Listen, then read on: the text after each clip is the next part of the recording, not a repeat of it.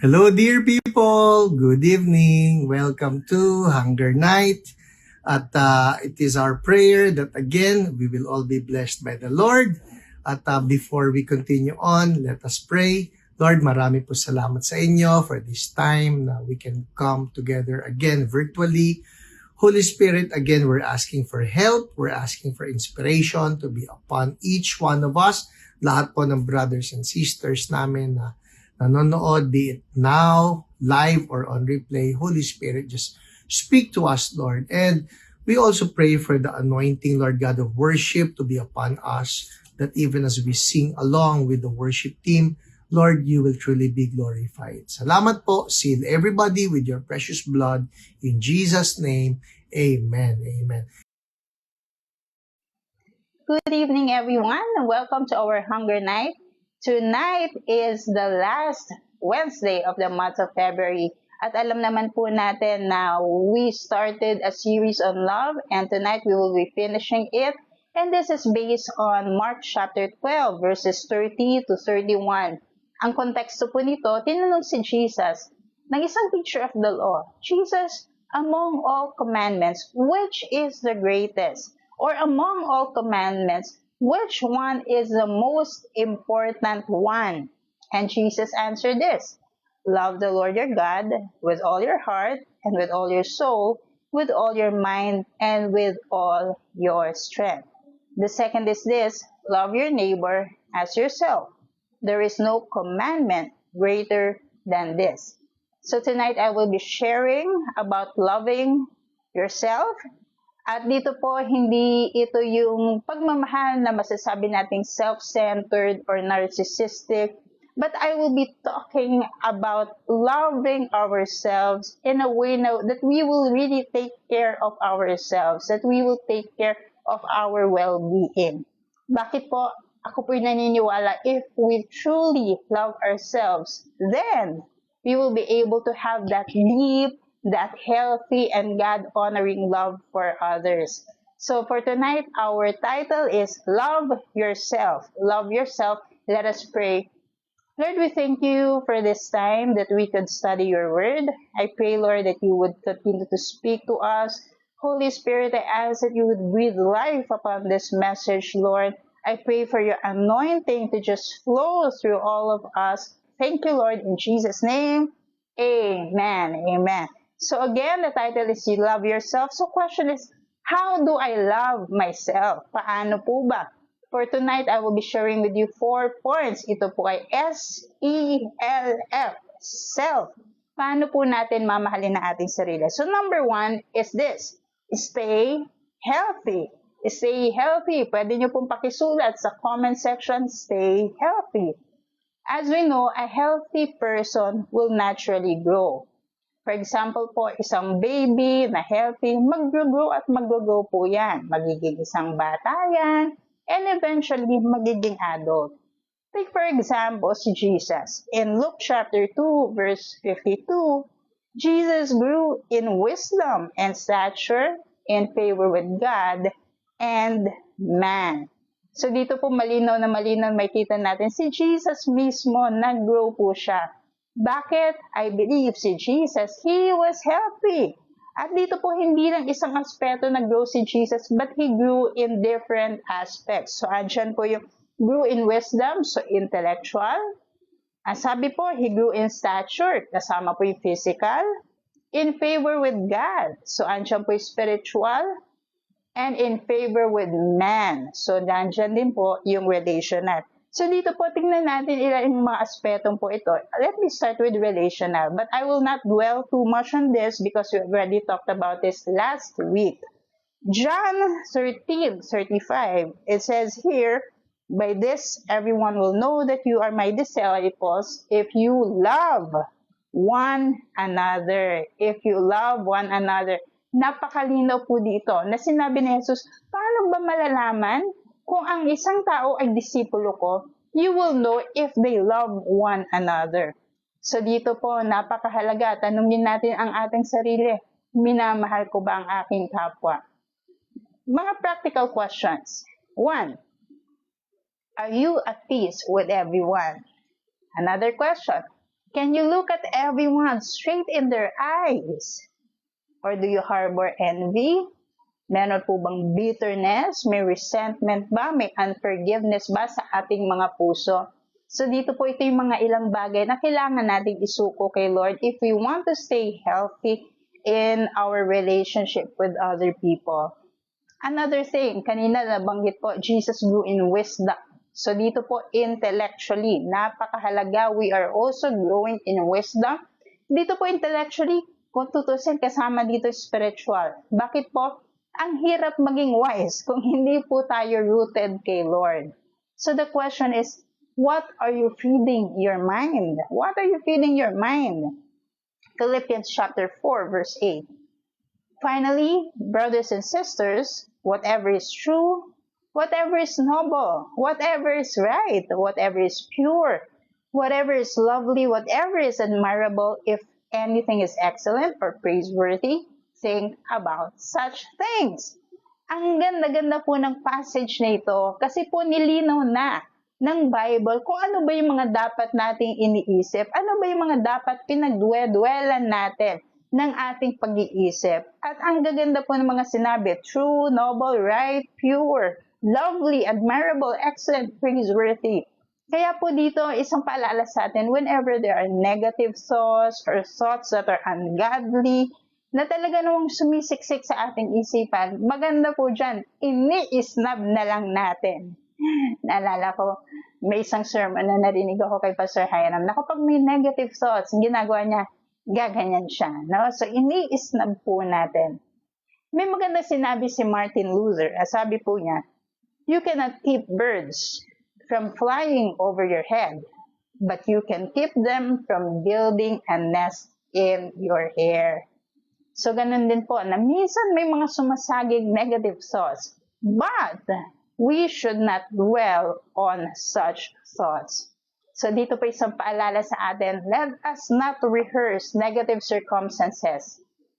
Maaring minsan, nagkaroon tayo ng kaaway, nakipagsagutan tayo, hindi naging maganda yung kahinatnan. Tapos, pagkatapos po nun, nire-rehearse natin yung eksena. At marami tayong naiisip na, dapat ito yung mga sinabi ko, dapat ito yung mga sinabi o ginawa ko. Mga kapatid, isang paalala po, let us not rehearse those negative circumstances. Instead, ang isipin natin yung mga magagandang bagay. So, dapat mag-forgive, let go na po tayo. So, practical tips. Ano pong dapat natin gawin para mag-grow tayo intellectually? Magbasa. No? It's very important. Magbasa po tayo. Siyempre, we have the Bible and we have godly books na pwede nating basahin. I-feed natin yung mind natin with Word of God. Another thing, whenever we are watching, for example, YouTube, at ito po yung maganda. Marami pong mga sermon na naka-upload sa YouTube. So, dito po pakinggan natin yung mga godly sermons, yung mga bagay, yung mga sermons na makakapagpalapit sa ating Panginoon. Ano po yung mga pinapakinggan natin? Ito, pwede po natin makinig tayo ng mga praise and worship songs, bahari po sa YouTube or Spotify. So dito po, marami tayong pwedeng gawin para mag-grow din po tayo in wisdom. Another thing, physical. Nabanggit natin si Jesus, He grew in wisdom and stature. 1 Corinthians 6:19. Let me read from the New International Version. Do you not know that your bodies are temples of the Holy Spirit, who is in you, whom you have received from God? You are not your own. So dito po, isang paalala sa atin, ang katawan po natin ay templo ng banal na spirito. At dahil po dyan, syempre kung ang bahay nga po natin, gusto natin malinis, in the same way, we need to keep our bodies as temples of the Holy Spirit na talagang malinis, maayos. We need to stay healthy physically. At dito po, may mga practical tips akong sasabihin sa inyo. Ito na. Number 1, proper diet. Proper diet. Ako po, I'm also preaching to myself. Few months ago, I think, yung aking anak po, I have a child, I have a daughter who was 8 years old. Isa po sa mga naging lesson nila, I think few months ago, food pyramid. At ito po, kumbaga, nung lesson niya yon, napaalalahanan ako na, ay, Mavic, kailangan mong kumain ng fruits and vegetables. Isa pong confession, hindi ako magulay na tao. No? I'm a meat lover. So, isang paalala sa akin, I need to stay healthy. Dapat balanced diet. Kailangan kumain ng mga pagkain na masusustansya. At dito po, nakita ko doon sa food pyramid, yung tuktok, yung pinakamaliit, yun daw po yung mga sweets, yun yung mga sugar. So, yun po yung dapat nililimit natin. So, isang paalala po, be careful. Ano po ba ang ating diet? Another thing, dito naman, proper exercise. Proper exercise. So, dito po, we should aim. May nabasa po ako, sabi ron, 30 to 60 minutes of regular activity, such as walking or running. Bakit po? We need to maintain our weight and we need to improve our cardiovascular health. So, dito po isang paalala sa atin, galaw-galaw. Okay? Galaw-galaw po tayo. We need to stay healthy. Another thing, proper sleep or rest. Mga kapatid, ilang oras ang tulog natin kapag gabi? Alam niyo po, sa mga studies, sabi po, we need to prioritize 6 to 10 hours of quality sleep. Quality sleep per night. Bakit po kailangan mag-recover ng ating katawan, ng ating isip? Ito po ay importante pala. Ako po, confession sa inyo, as a pastor, karaniwan ang focus namin, we need to grow spiritually, we need to always be aligned with God, na minsan yung physical nakakalimutan, na minsan nakakalimutan na mag-rest ng quality rest, yung sleep po. Pero meron po akong naalala, si John Wesley, meron po siyang Holy Club. At alam po natin, yung Holy Club na yon, meron po silang mga questions every day for self-examination. Yung question number 12 nila, alam niyo po kung ano. Let me just read to you. Sabi po, this is a question which we can also ask ourselves. This is a question. Do I get to bed on time and get up on time? So, nung nabasa ko po yung sabi ko, kailangan pala if we also want to glorify God sa ating templo ng banal na spirito, we also need quality rest. Another practical tip, avoid harmful substances. So dito po, let us not smoke, let us not do drugs. At dito po sa CSB, we are also not drinking alcoholic beverages. Even for social drinking, hindi po. Bakit po? We are staying healthy physically. So again, ano po yung letter S natin? Number 1 is stay healthy. Now we will move on to the second point. Ano po yung second point? Letter E. Eliminate sin and hindrances. Eliminate sin and hindrances.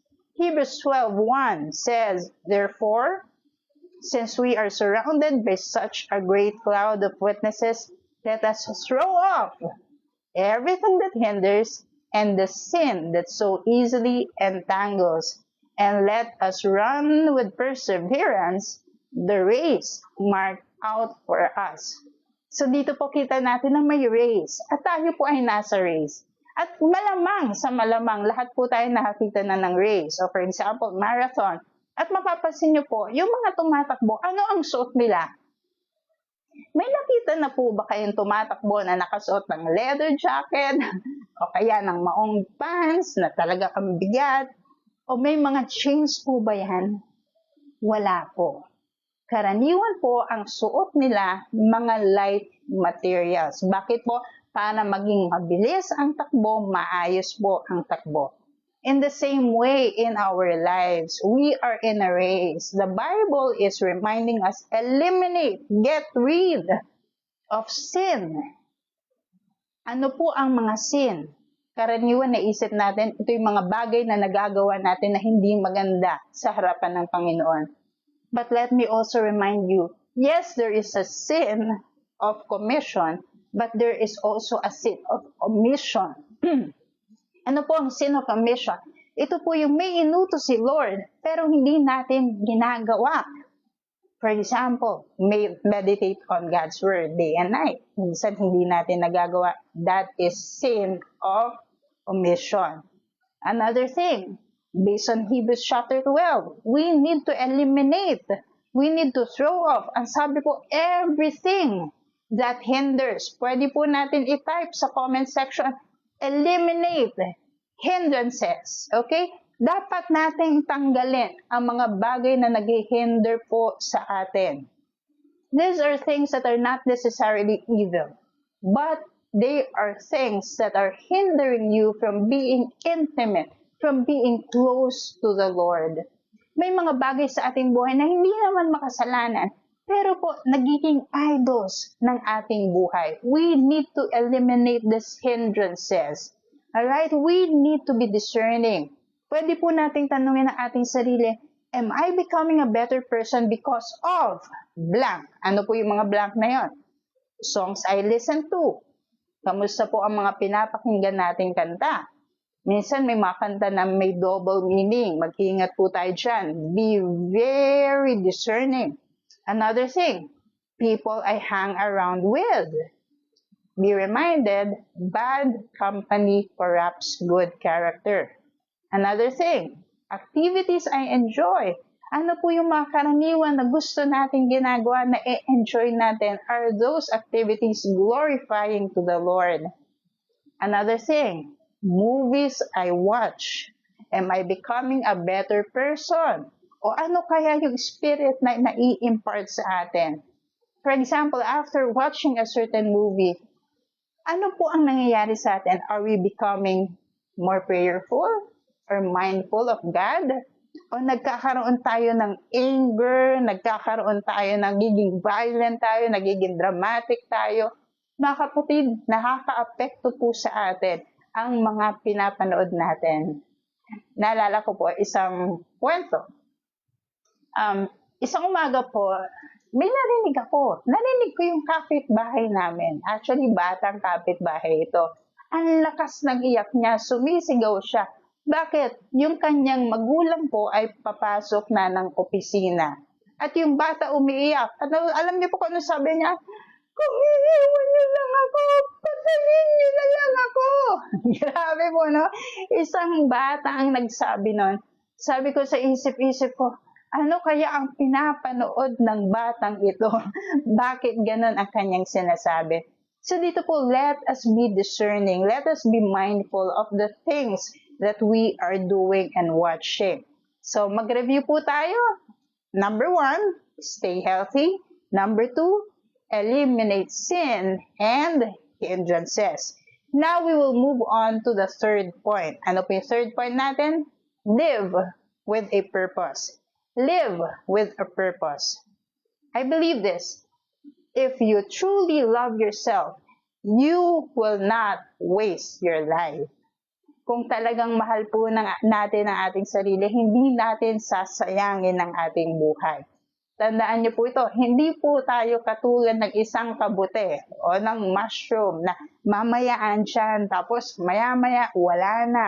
Andyan ngayon, kinabukasan wala na. Let us be like David.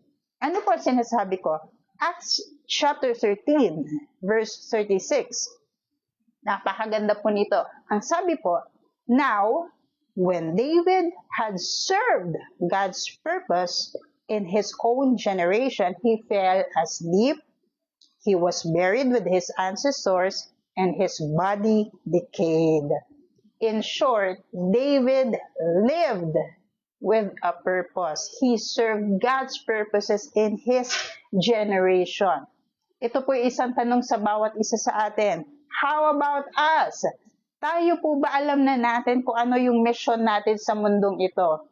Naalala ko po may isang sikat na palabas o movie, Mission Impossible.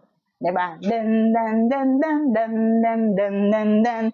Dapat, ito po si Ethan, gagawin niya ang kanilang mission. At dito may kita natin sa palabas na yun, grabe, kahit buwis buhay gagawin. Bakit? para ma-accomplish nila yung mission nila. Ngayon po, tayo mga Christians, natanong na po ba natin ang ating sarili, why on earth am I here for? May time na sumikat ang Purpose-Driven Life by Rick Warren. At meron siya sinabi ng mga ilang bagay na dapat natin i-prioritize. Ano po ito? Based on Mark chapter 12, 30 to 31, we need to prioritize worship, love the Lord your God with all of your heart, mind, soul, and strength. We need to prioritize ministry. Bakit po? Love your neighbor as you love yourself. And another passage, Matthew 28, 19 to 20. Ano po yun? Go and make disciples. So we need to prioritize evangelism, discipleship, and baptizing them in the name of the Father, of the Son, and of the Holy Spirit. So andun din po yung fellowship. So dito po, napaka-importante sa bawat isa sa atin. Let us ask the Lord, Lord, what is your purpose for me? Lord, what is my personal mission? Lord, what is my personal assignment? May naalala kong isang song entitled All is for Your Glory. Meron pong 2 lines doon na sobrang nag-hit sa puso ko. Ang sabi po dun sa lines na yon, for you alone will be exalted in that day. Next line, worthless goals will be exposed as idols that we've made. Mga kapatid, hindi pala lahat ng goals ay maayos. So dito po tanungin natin ang ating sarili, ano ba yung pinopursue ko sa aking buhay? Am I living with that purpose that God has given me? O ito ba ay mga worthless goals na nagiging idols po natin? So again, love yourself. We already talked about 3 things. Stay healthy, eliminate sin and hindrances, live with a purpose, and now the 4th point, the final point is this. Fly high with Jesus. Fly high with Jesus. Type nyo po sa comment section, fly high. Fly high. Let me read to you Isaiah chapter 40 verse 31. It says, those who hope in the Lord will renew their strength. They will soar on wings like eagles. So dito po mga kapatid, si Lord gusto niya na ang bawat isa sa atin nagsosoar. He wants us to soar high. May isa po akong quote na nabasa. Ang sabi po, what good are wings without the courage to fly? What good are wings without the courage to fly? At dito po maisip natin, Pastora, wala naman akong literal na wings. Yes, we don't have literal wings, but we have spiritual wings. Why? Because we have a God who is able to let us soar high, to let us fly high with Jesus. Sa Pilipinas, merong sikat na tagline eh. Ano po yun? Dream, believe, survive. Diba? May ilan pa po mga sikat na mga tagline or motto. For example, reach for the stars. Ako po, nung bata, ang favorite kong motto, aim high and hit the mark. Aim high and hit the mark. Mga kapatid, I believe if we really love ourselves, we need to dream again. Maaning meron tayo dating dream na inisip natin, ay, wala na. Tapos na yung season na yon. Let us dream again. Let us fly high. Let us soar high with Jesus. Don't get stuck. Don't be a mediocre. Bakit po si Lord gusto niya tayo ay nagsusoar? So here I would like to encourage you. Dream big and believe that with God nothing is impossible. Matthew 19:26, Jesus looked at them and said, with man this is impossible, but with God all things are possible. Maybe you have that big dream and you're thinking, imposible ito, hindi ko kaya to. But remember this, Philippians 4:13, I can do all things through Christ who gives me strength. So again, love yourself. We need to be able to love ourselves if we want to be able to love others in a healthy way. Paano po natin mamahalin ang ating sarili? Let's review. Number 1, or letter S, stay healthy. Question for all of us. Iba-ibang aspeto po to, relational, spiritual, or intellectual, andyan po yung physical. Are we doing our best to take care of our bodies? Are we staying healthy? Letter E, eliminate sin and hindrances. Baka habang pinag-uusapan po natin ito, are you being reminded of a sin or something that is hindering you from becoming who God wants you to be? You need to surrender that to the Lord. We need to eliminate. We need to throw off. Okay? Letter L, live with a purpose. Do you know your purpose, your mission here on earth? And last but not the least, letter F, fly high with Jesus. Fly high with Jesus. Do you have a dream? Do you believe that with God, all things are possible?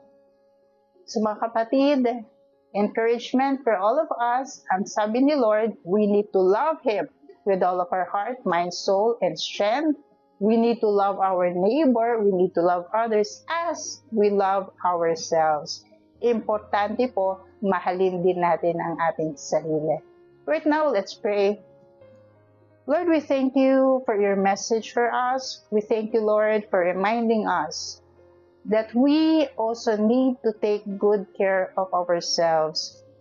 Lord, nung ikaw po tinanong, what is the greatest commandment? You said we need to love you, we need to love others, and we need to love ourselves. So here we are, Lord, and we come before you in humility.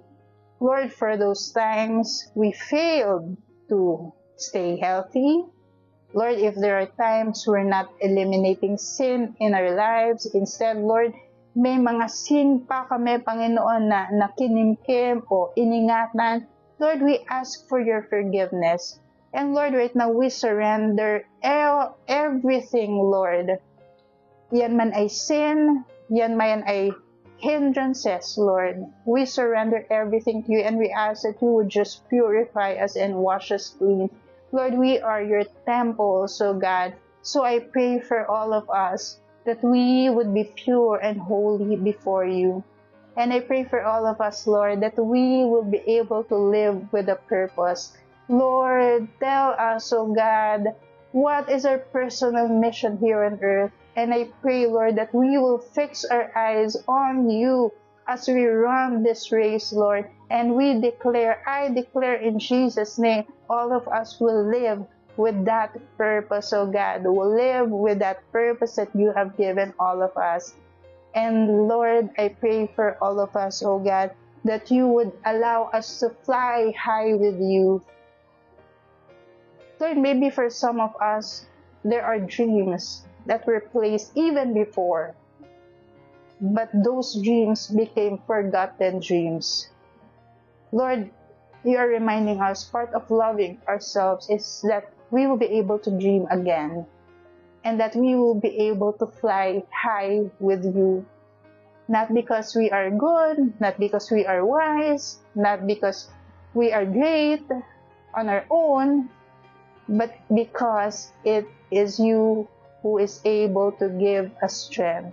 And we can say, I can do all things through Christ who gives me strength. So thank you, Lord. We bless you in Jesus' name. Amen. Amen.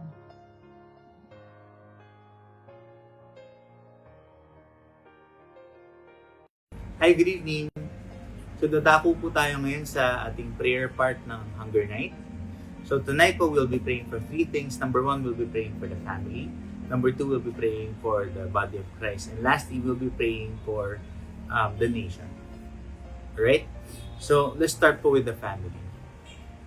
Allow me to read to you Joshua 24 verse 15. It says here, but at the last part, later part of it, sabi dito, but as for me and my household, we will serve the Lord. Tayo po as Christian households, it must be our decision to serve the Lord. It must be our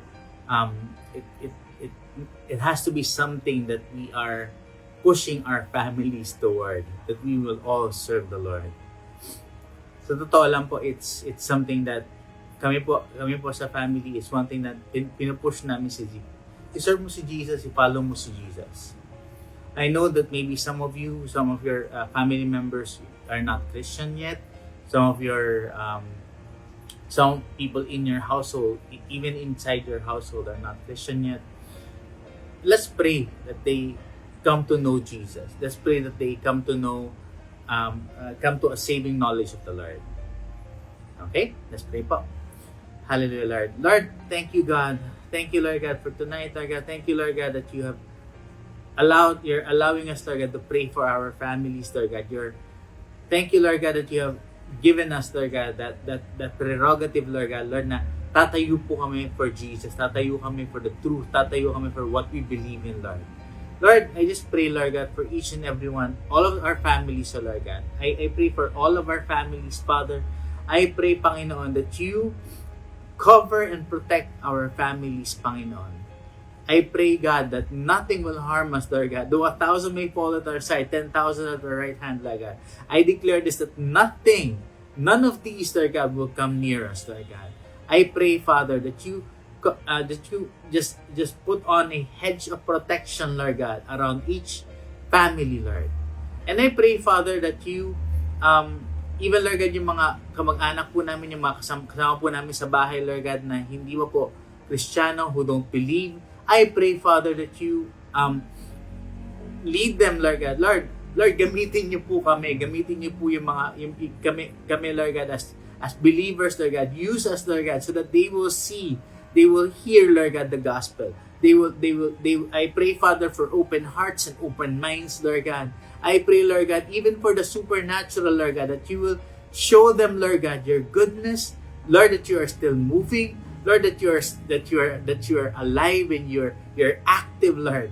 Holy Spirit, I pray, Lord, just move in every family. I pray, Father, that you, Lord, that you move in each and every family, Lord God, that we will have our time of devotion to you, our time of prayer to you, Lord God, even Lord God, our time of witnessing, Lord God, together for you, Lord God. I pray, Father, Lord, sinasabi po namin, Lord God, ask for me and my household, Lord God. As for me and my household, we will serve the Lord. Hallelujah, Jesus. Thank you, Lord God. Thank you, Lord. And I even pray, Lord God, sa lahat po, Panginoon, na may sakit, Lord God, na pamilya, sa lahat, Lord God, na mayroong mga may karamdaman, or you're having problems with your finances, or you're even having problems with your children, na either sakit sila ng ulo or wala sila, I don't know. But I just pray for all of this, Lord God. I declare, Lord God, that each and every family, Lord God, wholeness in the family, Lord God. We rebuke every sickness, Lord God. We rebuke every disease, Lord God. We speak healing. We speak, Lord God, your healing power, Lord God, upon each and every one, Lord. And I even declare, Lord God, that you provide, Lord God, that you will provide for everyone, Lord God. You will provide for our needs, Lord God. You will provide for, Lord, you provide more than enough, Lord God. And I even pray, Lord God, a restoration, Lord God, of broken families, Lord God. A restoration, Lord God. Lord, I pray, Father, for the children, Lord God, whose hearts have grown cold to their parents, and the parents whose hearts are far away from their children, Lord. I pray, Father, that you reconcile, Lord God, the hearts of the children to the parents, Lord God, and the parents to their children.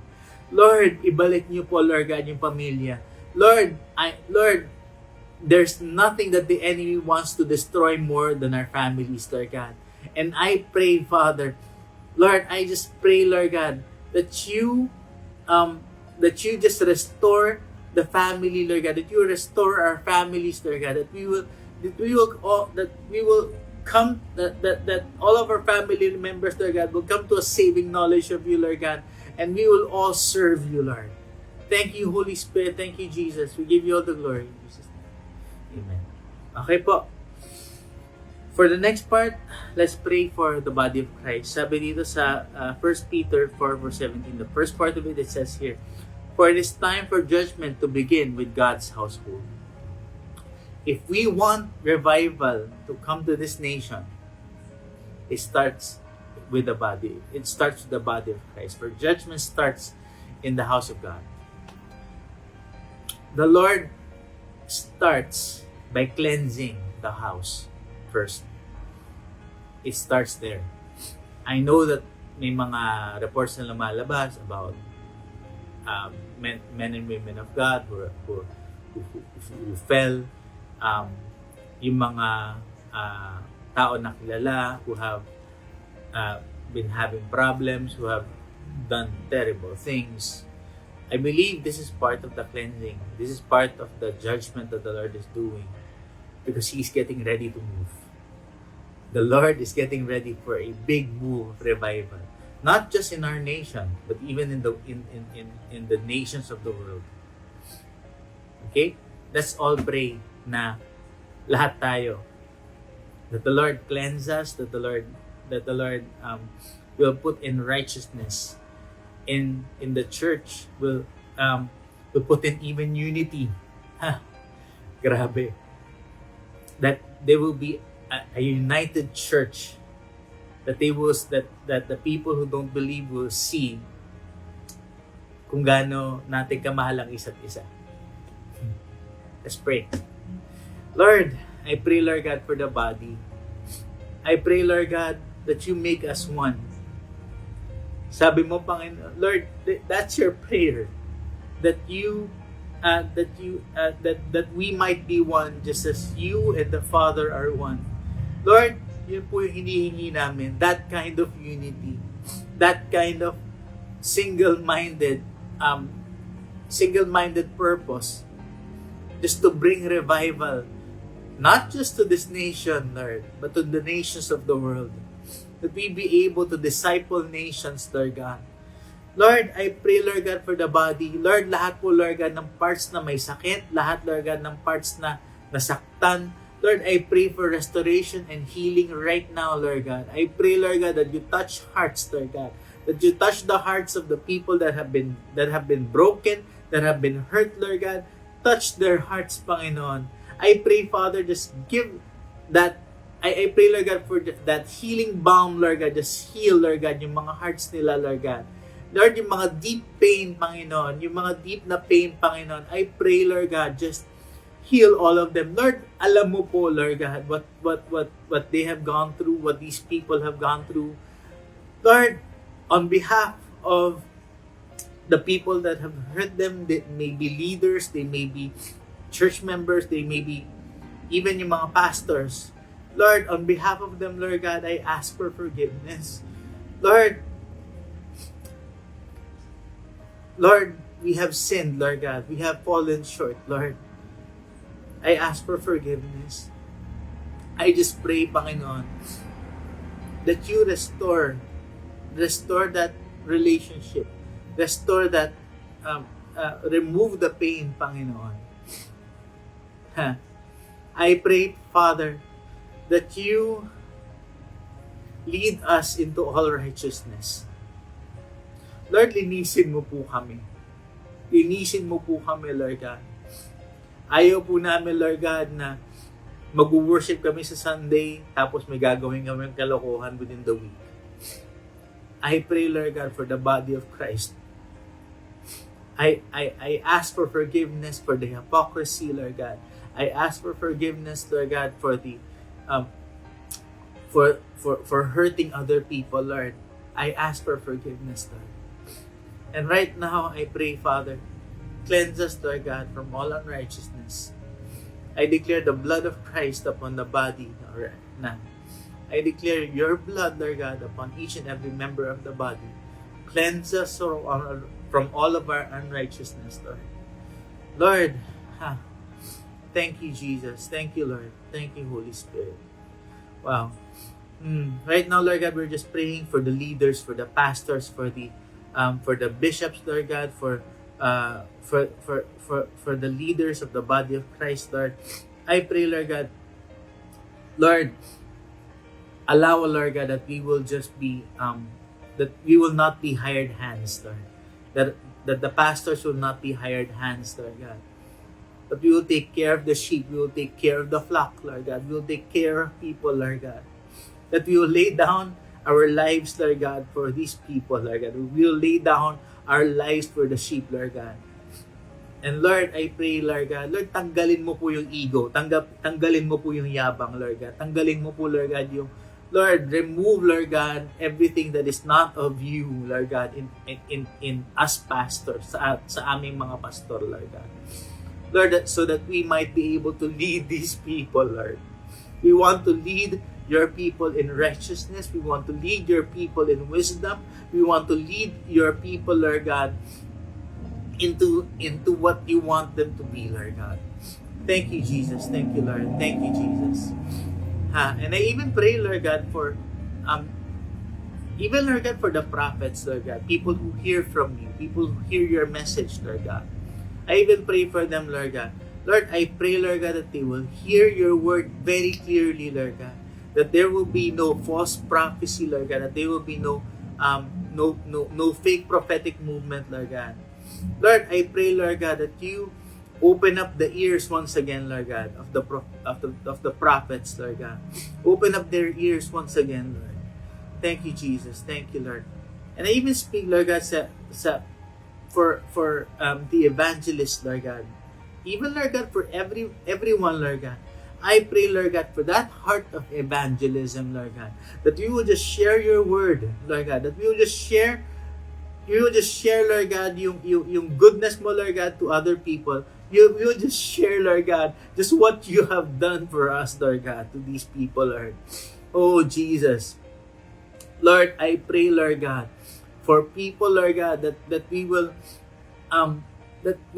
be able to share Jesus wisely, Lord God. We will be able to share Jesus, Lord God, via our experience, Lord God. And I pray, Father, that just give us wisdom, Lord God, on how to talk to other people. Give us that boldness, Lord God. Patapangin niyo po kami, Panginoon. Lord, we want to be able to share your word, Lord God, to this world. Thank you, Jesus. Thank you, Lord. Thank you, Holy Spirit. Thank you, Lord. Thank you, Jesus. In Jesus' name. Alright. So last part, we're gonna pray for our nation. Allow me to read Proverbs 14 verse 34. It says here, righteousness exalts a nation, but sin condemns any people. We know that our nation, that our leaders, hindi lang our leaders our nation in general, there's a lot of sin in our nation. The Philippines has a lot of problems. But you know what? We are still called. Tinawag pa rin tayo ng Lord to be a missionary sending nation, to be a worshiping nation. We are still called. That's still our calling as Filipinos. That's still our calling as the Philippines.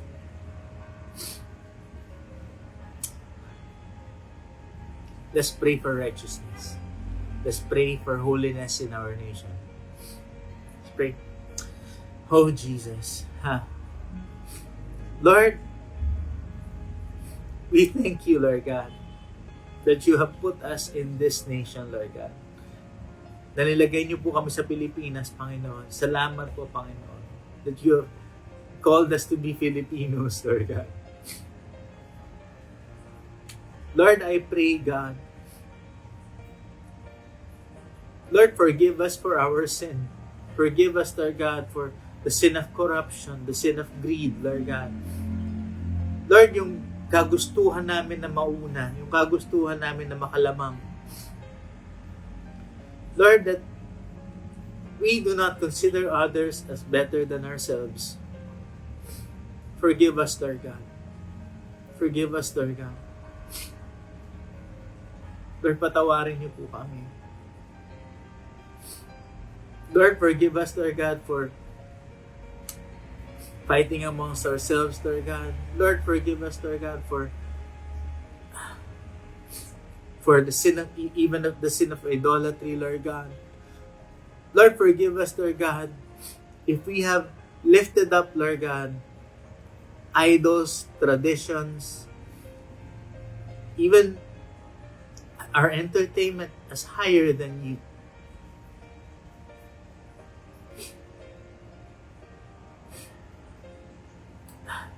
Lord, patawarin niyo po kami. Panginoon, patawarin niyo po kami. Lord, we want nothing more than righteousness, Lord God. We want righteousness in this nation. I speak to every government official. I'm speaking right now to every government official, from the president to the barangay tanod, even do sa mga tao na nagtatrabaho sa gobyerno. I pray, Panginoon, I rebuke the spirit of corruption. I rebuke the spirit of greed, Lord. I rebuke that spirit. Right now, Lord God, we come against the spirit of corruption, Lord God. Ang dami naghihirap na Pilipino.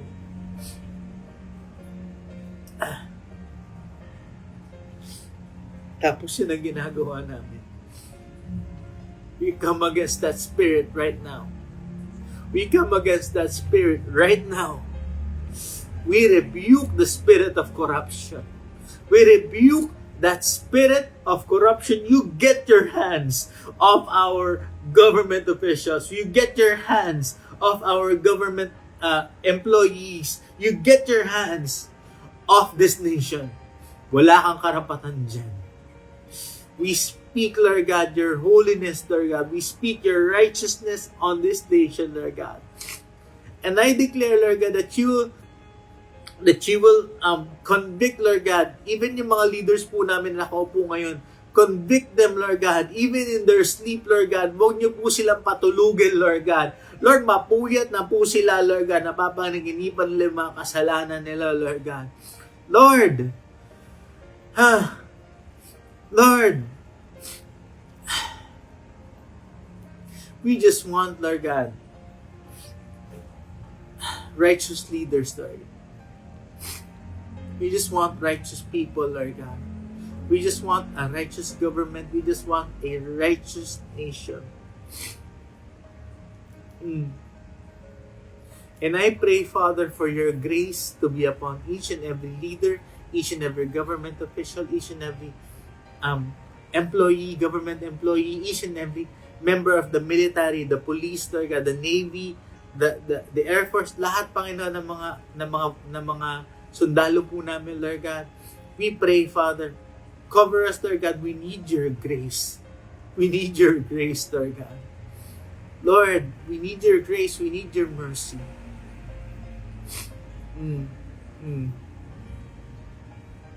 Oh, Lord, we pray, Lord God, for your grace and your mercy.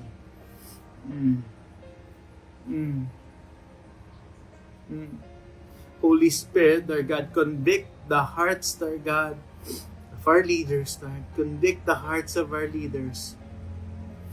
Right now, I don't care if you're pro-Marcos, pro-Duterte, even pro-Lenny. It doesn't really matter. What matters right now is that you convict, Lord God. Lord, we're asking for conviction for our leaders, Lord God. For our president, for our vice president, Lord God, for our senators, for our congressmen, we ask, Lord God, for your conviction, Lord God. We ask for your conviction to be upon each and every one of them, Lord God.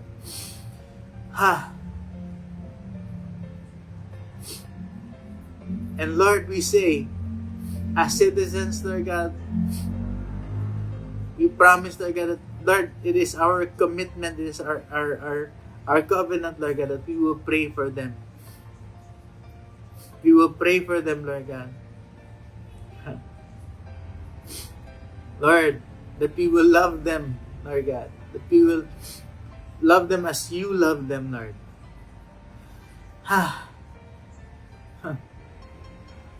Thank you, Jesus. Thank you, Holy Spirit. Lord, lahat, Lord God, lahat ng prayer, Lord God, everything that we prayed for, Lord God, we seal all of this in the mighty name of Jesus. Thank you, Lord. Give you all the glory, all the honor, all the power, and the praise. Thank you, Lord. In Jesus' name we pray. Amen. All right. So thank you po for attending our Hunger Night, our love series. So see you again next week and see you again on Sunday as well. So thank you po. God bless. Good night. Well, that's it for us tonight, and I trust that you have all been blessed. At ngayon po ay magpapaalam na ako. We will see you again on Sunday. God bless everybody. Bye!